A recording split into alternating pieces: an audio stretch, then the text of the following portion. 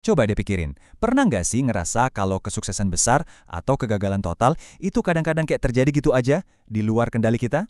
Nah, hari ini kita bakal bongkar satu ide yang bisa jadi akan mengubah total cara Anda melihat peran kebetulan dalam hidup. Ada cerita menarik nih. Seorang pemenang lotre di Spanyol pernah ditanya, apa sih rahasianya? Jawabannya, saya mimpi angka 7 selama 7 malam. Dan 7 kali 7 itu kan 48. Jelas-jelas ngaco kan matematikanya. Tapi, lihat deh dorongan di baliknya. Sebuah usaha mati-matian buat nemuin pola di tengah keacakan. Dan, ini adalah sesuatu yang kita semua lakukan. Ya, sama kayak dia, kita semua mencoba memberi makna pada lautan informasi yang ada di sekitar kita. Kita tuh emang terprogram buat nyari pola. Tapi masalahnya gini, otak kita tuh payah banget dalam membedakan mana yang beneran pola dan mana yang cuma kebetulan semata. Nah, disitulah ide langkah si pemabuk atau the drunkard's walk ini masuk. Ini bukan cuma istilah matematika buat gerakan acak loh. Ini adalah metafora yang kuat banget buat jalur hidup kita yang nggak terduga. Gimana kebetulan-kebetulan kecil bisa nentuin karir kita, hubungan kita, bahkan kebahagiaan kita. Oke, jadi kenapa sih kita gampang banget ketipu sama keacakan? Jawabannya ada di dalam kepala kita sendiri. Otak kita itu mesin pencari pola yang luar biasa. Saking luar biasanya, ia sering banget nemuin pola di tempat yang sama sekali nggak ada polanya. Coba kita lihat Hollywood deh. Industri ini ngabisin miliaran dolar buat para ahli, data, riset pasar. Semuanya cuma buat nebak satu hal. Film mana yang bakal laku. Tapi kenyataannya, ujung-ujungnya tebakan mereka itu seringkali nggak lebih bagus dari sekedar lempar koin. Bayangin aja, para bos studio nolak mentah-mentah Star Wars. Mereka pikir film ini nggak bakal laku. Malah jadi fenomena budaya global. Sebaliknya, film A-Star, budgetnya gede, bintangnya papan atas, malah jadi salah satu film paling gagal dalam sejarah. Ini bukti nyata betapa susahnya nebak kesuksesan. Penulis skenario legendaris William Goldman, setelah bertahun-tahun kerja di Hollywood, akhirnya nyimpulin satu hal yang simple tapi nusuk banget. Kutipannya ini jadi kayak mantra di sana, tidak ada yang tahu apa-apa. Fenomena ini nggak cuma ada di Hollywood. Gimana kalau di dunia olahraga? Kita semua pasti pernah dengar istilah hot hand atau tangan panas. Pemain basket yang nembak masuk terus-terusan atau striker bola yang lagi on fire. Kelihatannya nyata banget kan? Tapi apa itu beneran ada? Ternyata pas datanya dilihat ceritanya beda banget. Setelah analisis ribuan tembakan, peneliti nemuin sesuatu yang mengejutkan. Tangan panas itu cuma mitos. Peluang seorang pemain buat masukin bola berikutnya sama sekali nggak dipengaruhi sama tembakan sebelumnya. Apa yang kita kira tren itu sebenarnya cuma ilusi yang diciptain otak kita yang emang doyan banget sama pola.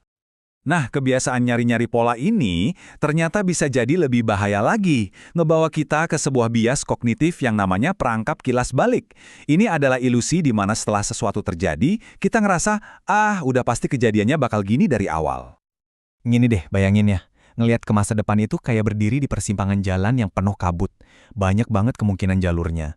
Tapi, pas kita ngelihat ke belakang, jalurnya itu kelihatan lurus dan jelas, seolah-olah dari dulu emang cuma ada satu pilihan itu. Itulah ilusi keniscayaan.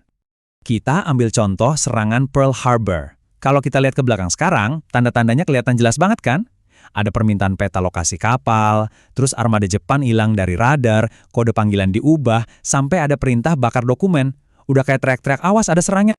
Tapi, kenyataannya waktu itu, sinyal-sinyal penting tadi itu tenggelam di lautan sampah informasi. Buat setiap satu petunjuk yang benar, ada ratusan laporan palsu, informasi yang salah, dan gangguan lainnya. Nyari sinyal yang benar itu benar-benar kayak nyari jarum di tumpukan jerami raksasa. Ada seorang sejarawan, Roberta Wohlstetter, yang ngejelasin ini dengan keren banget. Dia bilang, setelah kejadiannya, ya jelas sinyalnya kelihatan terang benderang. Tapi sebelumnya, sinyal itu kabur. Sama aja kayak kita ngelihat ke belakang pas udah keluar dari labirin. Jalurnya baru kelihatan jelas setelah kita sampai di garis finish. Oke. Jadi kalau hidup ini emang penuh keacakan dan otak kita gampang banget ketipu, terus gimana dong? Apa kita pasrah aja sama nasib? Oh, sama sekali enggak. Justru, ngertiin peran kebetulan itu bukan berarti kita nyerah. Sebaliknya, ini soal ngubah cara kita ngadepin masa depan yang nggak pasti.